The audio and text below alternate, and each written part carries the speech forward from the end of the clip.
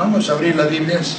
De verdad que estuve estudiando en la casa de Chimbote, ahí para el mensaje de la iglesia de allá, y encontré algo bien interesante. Vamos a abrir las Biblias en Primera de Juan.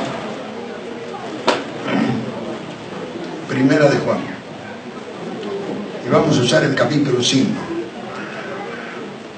Y nos ponemos de pie en reverencia a la palabra de Dios. Primera de Juan, capítulo 5. Aleluya. ¿Estamos? Amén. La palabra de Dios se lee con temor y temblor y dice así: en el nombre del Padre, del Hijo y del Espíritu Santo. Capítulo 5, verso 6. Testimonio del Espíritu. La palabra de Dios se lee así: este es Jesucristo, que vino mediante agua y sangre, no mediante agua solamente, sino mediante agua y sangre.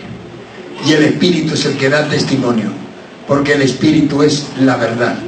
Porque tres son los que dan testimonio en el cielo: el Padre, el Verbo y el Espíritu Santo. Y estos tres son uno. Y tres son los que dan testimonio en la tierra: el Espíritu, el agua y la sangre. Y estos tres concuerdan. A su nombre. Si recibimos el testimonio de los hombres, mayor es el testimonio de Dios. Porque este es el testimonio de Dios con que Dios ha testificado acerca de su Hijo. El que cree en el Hijo de Dios tiene el testimonio en sí mismo. El que no cree a Dios le ha hecho mentiroso, porque no ha creído en el testimonio que Dios ha dado acerca de su Hijo. Oremos. Perdón, falta un versículo. Y este es el testimonio, que Dios ha dado vida eterna, y esta vida está en su Hijo. El que tiene al Hijo tiene la vida. El que no tiene al Hijo de Dios no tiene la vida. Oremos. Padre Celestial, te damos gracias. Te pedimos que tu palabra viva y eficaz sea predicada con poder, sabiduría y denuedo, y la ventana de los cielos se abra en esta hora, para que toda clase de maravilla, milagros, sanidades, prodigios sean hechos en tu nombre, Señor, para que tu nombre sea glorificado en este lugar, y toda la gloria sea toda para ti, en el bendito y poderoso nombre de Cristo Jesús. Amén y amén. A su nombre. Dele palmas al Señor. Tomen asiento.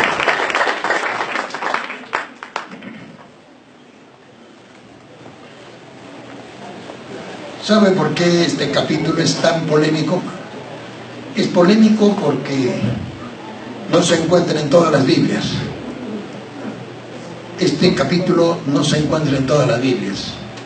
Fue añadido en cierta época por Erasmo de Rotterdam y fue colocado en el Codex Fuldensis y fue inscrito también en la Vulgata Latina. Los trinitarios, como nosotros, que creemos en la Divina Trinidad, usan esto como un puntal fuerte para demostrar la existencia de la Trinidad. Amén, hermanos. Pero aunque usted no le diera validez a este códex, o aunque usted no le diera validez a la Vulgata Latina, o al mismo Reina Valera, porque él lo pone ahí, porque él también cree que esto es genuino y que es parte de la bendición de Dios de poderlo colocar en las Escrituras, el Espíritu Santo se defiende solo. Su personalidad y la existencia de la Trinidad está claramente probada. Si usted mira en San Juan 1:1, dice: en el principio era el Verbo, y el Verbo era con Dios, y el Verbo era Dios. Este era en el principio con Dios, desde el inicio.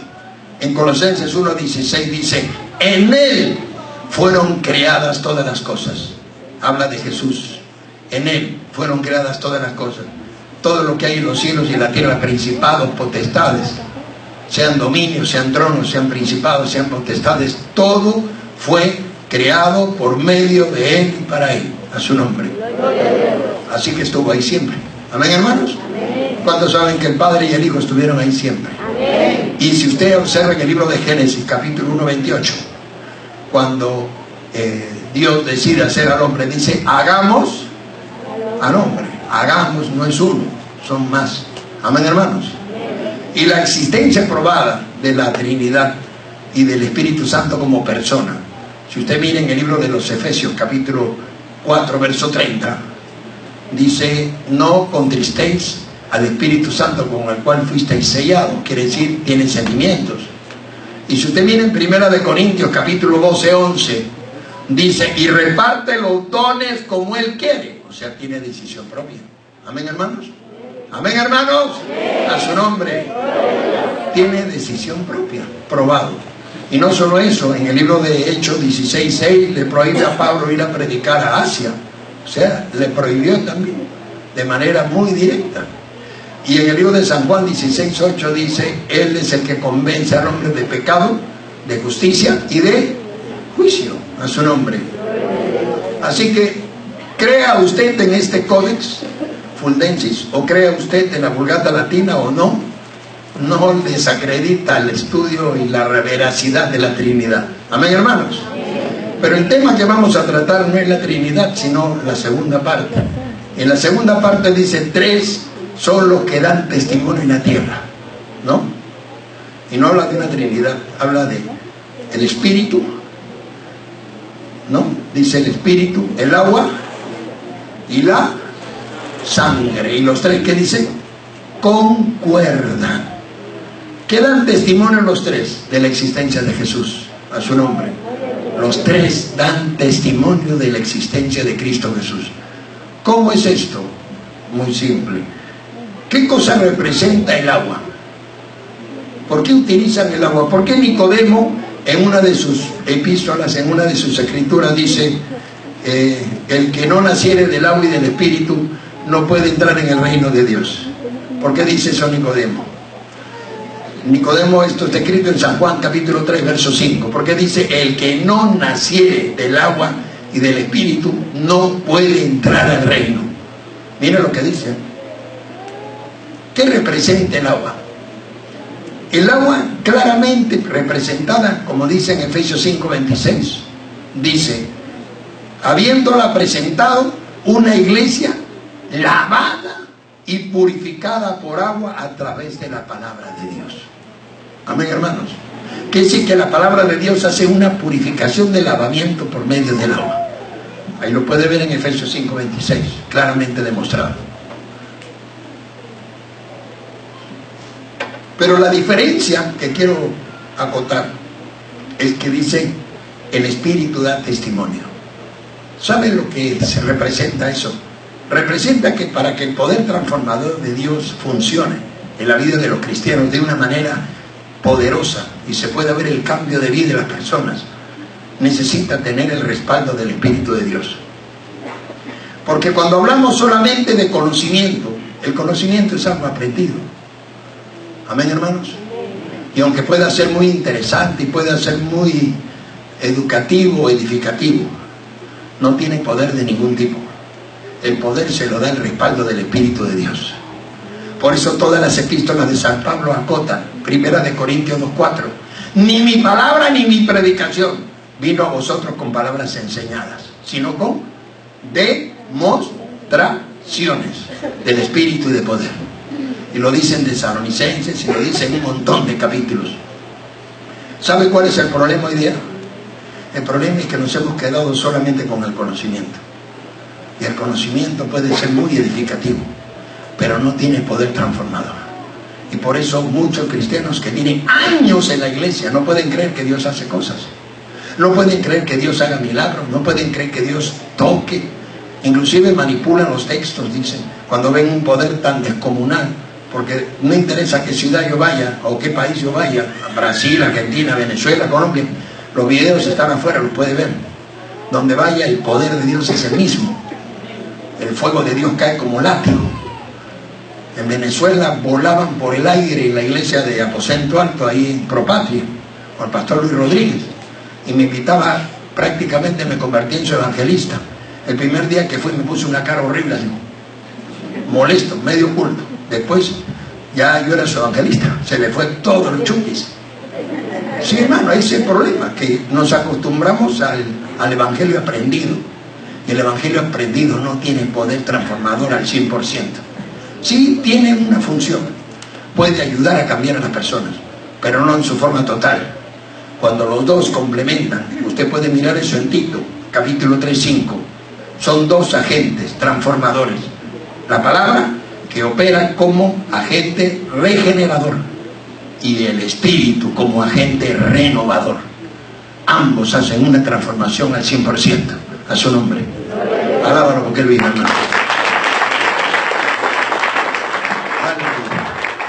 Entonces, por eso es el problema grave del que estamos hablando. Y por eso Nicodemo dice que no naciere del agua y del Espíritu, del agua y del Espíritu, porque a veces usted acepta algo aprendido. Hay diferencia entre el convertido y el convencido. El convencido cree todo esto, pero no tiene un cambio, porque el convertido sí lo tiene. El convertido nota que su vida está siendo transformada. El que les habla era un delincuente. Mi foto está en caretas, en gente, en Oiga, en los periódicos de los años 84, como uno de los criminales más buscados en narcotráfico. Y Dios hizo esto que ve usted. Dios tiene un poder transformador increíble, hermanos. Increíble, usted no puede imaginar lo que es eso. Cuando usted vive en un penal, su vocabulario es un basurero. Y cuando Dios te lava la lengua con jabón, se cambia todo eso. Y usted se vuelve hasta refinado para hablar. Así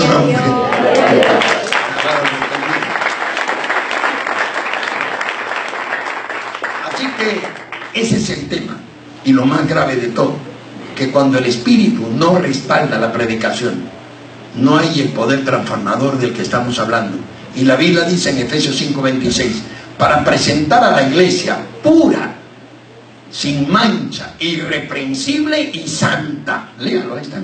Puede leerlo en Efesios 5:26. Y para que eso sea posible, tiene que ser el mensaje revestido de poder.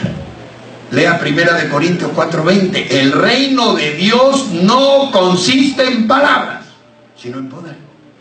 Ahí está, léalo. A ver si está equivocado, de repente me equivoqué o no lo leí bien. Pero eso es lo que dice. El reino de Dios no consiste en palabras, sino en poder. ¿Y sabe cuántos miles de iglesias viven sin nada de eso? Es como si fuese un sermón del cura. Muy lindo, muy atractivo, muy simpático, muy inteligente. Usted puede anotar, estudia, aprende. Pero el corazón queda vacío. Y el poder transformador viene en 2, en 3. Porque ahora vamos a ver la otra parte. Y hace que el creyente sea transformado en su totalidad. A su nombre. Esa es la bendición de Dios. Alábalo porque Él vive. ¿Cuánto podemos diferenciar entre el convencido y el convertido? ¿Cómo podemos diferenciarlo? Muy simple. Si usted mira en 1 Juan 1:9 dice, el que es nacido de Dios no practica el pecado. Simple, nada más. El que es nacido, estamos hablando de voluntarios, porque los involuntarios ya lo hemos hasta estudiado cuando hablamos de Dios es luz, de que hasta los que están en la luz cometen pecado, y el que dice que no tiene pecado es mentiroso, ¿cierto? ¿Por qué? Porque involuntariamente sí lo hacemos, pero el voluntario es otra cosa. El voluntario es el deliberado, y el que realmente ha nacido de Dios siente rechazo a lo otro.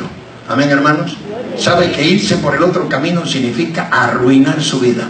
Ir por el otro camino significa, hermanos, aquí en la iglesia, que tenemos un montón de años ya que salimos de grau, tenemos hermanos que se trataron de levantar no sé cuántos años y no lo lograron. Después que cayeron no pudieron levantarse. Poquito lo logran, casi contados con los dedos. Con los dedos. Así que no intenten probar ese camino, porque créanme, cuando quieran salir, volver de ese camino al camino real, le va a costar, usted no sabe cuánto. Es muy difícil. No lo intenten. ¿Sabe por qué la gente se decepciona? Porque cuando pisan territorio del enemigo y se vuelven a Dios, quieren sentirse como antes, y no se van a sentir como antes. Puede pasar 1 año, hasta 2, para que se vuelva a sentir como usted se siente ahora. Hasta más tiempo puede pasar. Usted quiere reconciliarse y sentirse igual. Eso no va a pasar.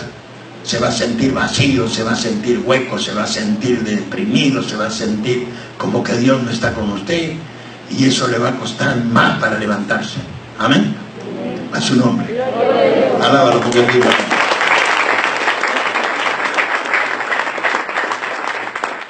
¿Qué función tiene la sangre? Porque estamos hablando de 3 son los que dan testimonio en la tierra, ¿no? Dice el espíritu, el agua y la sangre.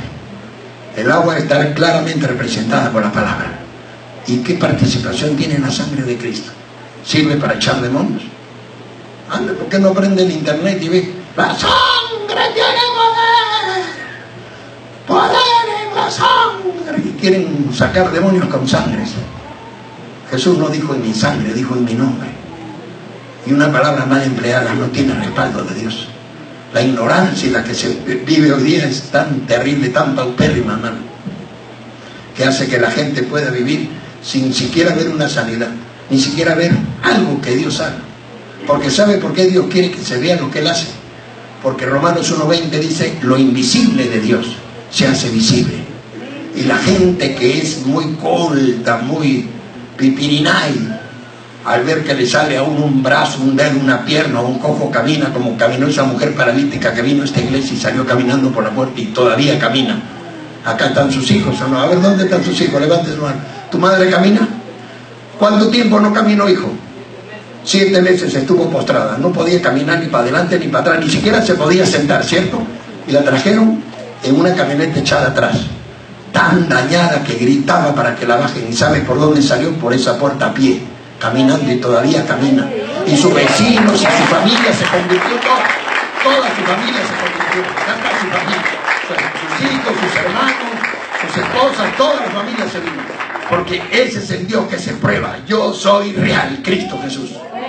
No ese Dios religioso, ese Dios así de conocimiento, de teoría, de culto bonito. No, un Dios vivo. Por eso nos da 3 dan testimonio en este mundo. Y el tercero es la sangre. La sangre no tiene poder para echar demonios. Aquí le va a probar usted lo que para qué realmente está la función de la sangre. Para que usted lo entienda, lea Génesis, capítulo 4, verso 10. Y léalo bien detenido. Esto es bien interesante, hermano, y Dios me habló a mi corazón con este mensaje, usted no sabe cómo.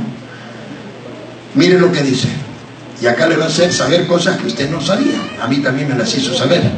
Dice, la voz, escuche, la voz de la sangre de tu hermano clama a mí desde la tierra. La voz de la sangre de tu hermano, estamos hablando de Abel. Miren lo que la sangre, como en la sangre está el principio de vida, cuando la sangre se derrama, el principio de vida se está derramando.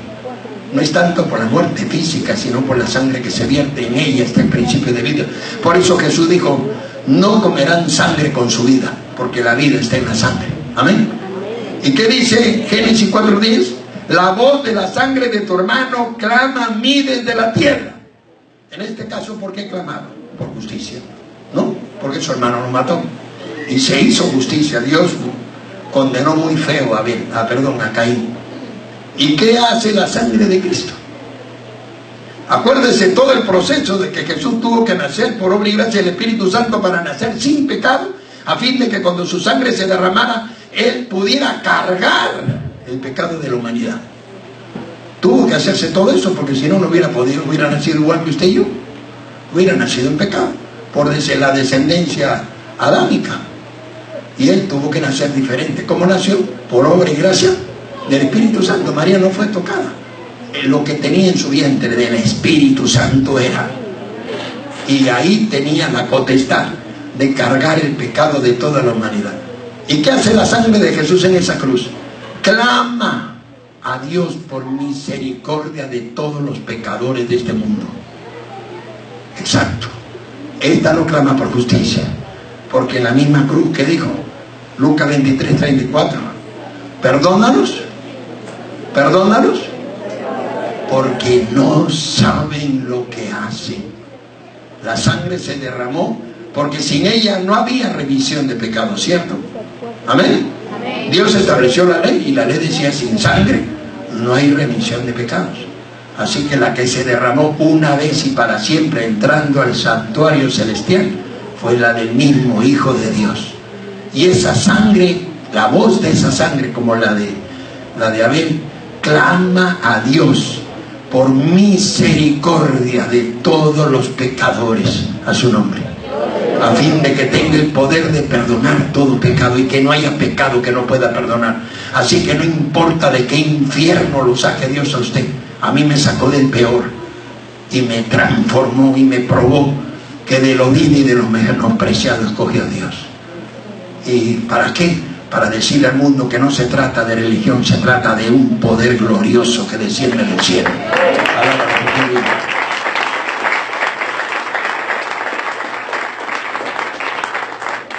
Ahora mire lo que dice, quiero que vaya al mismo capítulo que estamos estudiando. Primera de Juan 5:9.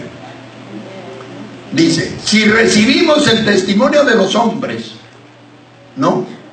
Mayor que el testimonio de los hombres es el testimonio de Dios, que ha testificado que Jesucristo es su Hijo.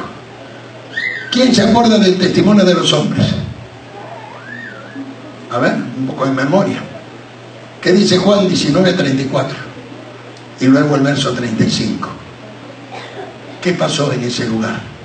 Cuando el centurión tomó la lanza y lo atraviesa y le hinca el corazón para asegurarse de que Jesús había muerto. ¿Qué ocurrió?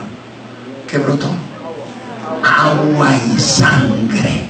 Eso no es posible, pero así brotó, para que se cumpliera lo dicho por la palabra de Dios. El agua y la sangre que transformarían la vida de todo que le creyera a Cristo Jesús. Un poder transformador sin ningún tipo de limitaciones. Así que no importa de dónde lo sacó Dios, no hay pecado que no pueda perdonar, y ni persona que no pueda transformar Cristo Jesús. A su nombre. Ese es el testimonio de los hombres. Ahora va el testimonio de Dios. ¿Quién se acuerda del testimonio de Dios? Sí se acuerda, ¿no? Este es mi hijo. Ah, bueno, pues si no se acuerdan de eso estamos mal, ¿no? Mateo 3:17. Oiga, esa voz la oyeron todos. Si usted está sordo no la vio, pero todos los que estaban ahí sí lo hicieron. Este es mi hijo amado, en quien yo tengo complacencia. Ya esto no fue por profecía, esto fue de frente. Esto tronó en el cielo. Este es mi hijo que yo les he dado. Amén. Cuando Juan lo estaba bautizando. Más que eso, ¿a dónde va a ser? A su nombre. ¿Y cuál es el testimonio? Dice la Biblia, ¿no? Primera de Juan 5:10. El que cree en el Hijo tiene, esto es lo que quiero que usted capte. Mire qué interesante, bien profundo. Este es el testimonio.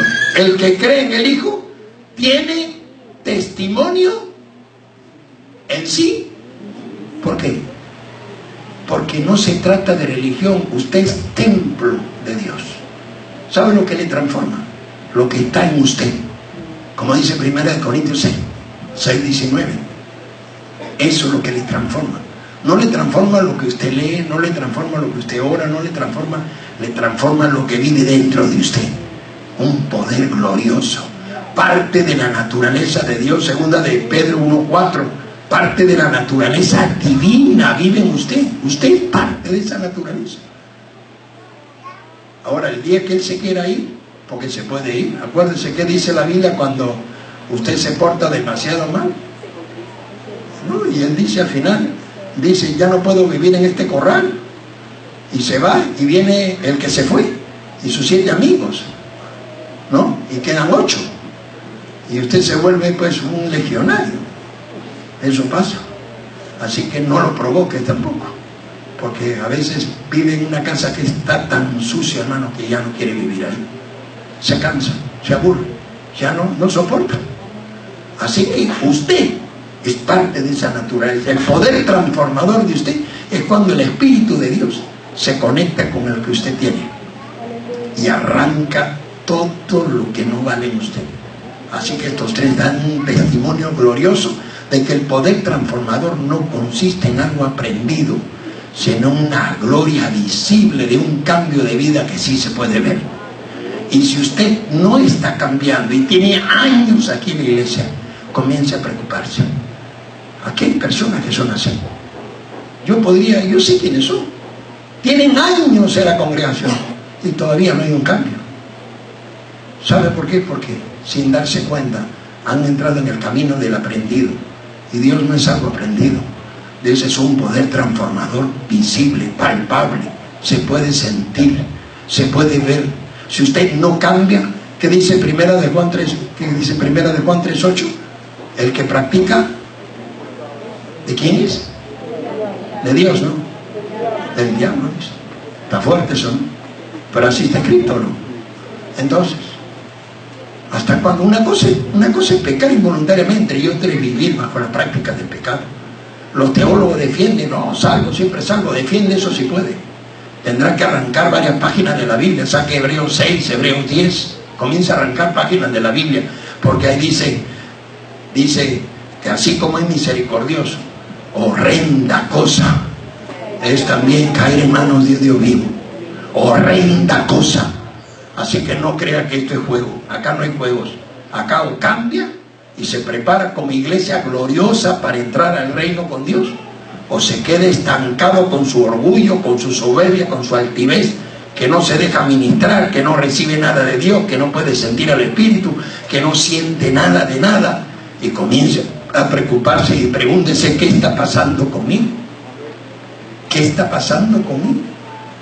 Oye, hermano, acá todos los creyentes que han venido en esta iglesia y todos los que han venido a todas las iglesias donde he ido en el Perú y en Venezuela y en Argentina y en Colombia y en México y en Italia y en, bueno, donde he ido, todos son tocados. ¿Quién es tocado? El que le cree a Dios. ¿Acaso hay privilegios? ¿Acaso hay acepción de personas? Oiga, hermano, nadie merece esto. Nadie merece nada. Si usted recibe algo de Dios es por misericordia, no porque usted lo merece. Amén. Porque perfecto no conozco a ninguno. Si usted está buscando la iglesia perfecta, bueno, aquí no la va a encontrar. Más bien, esto es un campo de batalla donde la gente lucha por cambiar. Eso es lo que es la iglesia. A veces vienen los nuevitos y están esperando ver ángeles volando. Una hermana habla lenguas y cree que ya está en el cielo, el vecinito que viene por primera vez. Y si la hermana falla, no. Ayer, por ejemplo, en el culto donde estaba, me salió una serpiente que me seguía y me reprendía. Me dice: hermana, más bien preocúpese de sacarse de encima todos esos demonios que tiene usted. La sangre, y me reprendía. Y yo decía: Dios mío, qué horror. ¿Cómo puede ser? ¿Hasta qué punto puede llegar esto? ¿Y saben por qué se comportan así, hermano? Porque no tienen idea de lo que es el Espíritu Santo. No lo conocen. No lo conocen. Eso es todo. Así que una palabra sin el respaldo del Espíritu de Dios no purifica ni transforma a nadie. Créanme, no lo hace. Si usted quiere ser transformado, necesita el complemento de las dos herramientas potentes y poderosas. Y se da cuenta que sí se necesitan almas. Y no solo esas, sino dice, como dice la Biblia, también esa preciosa sangre que nos ha dado un perdón absoluto de todo pecado. Y si le fallamos involuntariamente, Primera de Juan 1:9 dice: el que confesare, él es fiel y justo para perdonarnos. Amén, hermanos. Y seguir en la brecha. ¿Cuántos quieren seguir en la brecha? ¿Cuántos quieren ver una transformación total? Hermanos, si usted no cambia, preocúpese. Preocúpese, porque la salvación es personal. Los pastores le enseñamos lo que podemos, le damos el mensaje, nos preparamos horas para que usted reciba una buena palabra. Pero el cambio depende de que usted reconozca lo que necesita de poner o declinar. La Biblia dice que el poder de Dios se perfecciona en la debilidad de uno. Ahí se perfecciona. ¿Y cómo se va a perfeccionar si yo no reconozco lo que tengo o lo que soy? Así que arranca esto de mí. ¿Cree que no lo puede hacer? En una lo hace. Solo se lo tienes que pedir. Y cuando te comienzas a enamorar de Dios. ¿Cómo te llamas tu hijita? Sí. ¿Cómo te? ¿Ah? Diana. Diana venía como turista hasta que se enamoró de Jesús. Ahora la veo siempre. ¿Por qué se enamora uno de Jesús? Porque empieza a sentir el cambio. ¿Hay cambio, Diana? y andaré la misma, ¿no? Tienes otra cara, ¿no? Igual que tu socio, tu compañero en milicia. Se siente. Cuando sientes el cambio. Y cuando no hay cambio, preocúpate. ¿Por qué no cambio? Porque tienes que deponer la vida que llevas. Hermano, acá hay muchos que no la quieren deponer. Basta, hermanos, ¿hasta cuándo van a vegetar? ¿Qué creen que vamos a esperar 100 años? Dios no lo va a esperar tanto, hermano, créame. Así que comience a pensar, ¿por qué no siento? ¿Por qué no cambio? Ahí está el problema. No es algo aprendido, hay que ver la transformación. Dios tiene un poder transformador tan grande, hermano, que lo único que necesita es que usted le ponga el corazón en la mano. ¿Cuántos se lo quieren poner en la mano? ¿Cuántos quieren ver el cambio? ¿Cuántos están dispuestos a cambiar? ¿Podemos intentarlo? A su nombre. Si se queda estancado es porque usted quiere, no porque Dios quiera. Dios no quiere. Vamos a ponernos de pie. ¿A cuánto nos habló Dios en esta noche? ¿A cuánto nos habló Dios en esta noche? A su nombre. Denle fuerte palmas.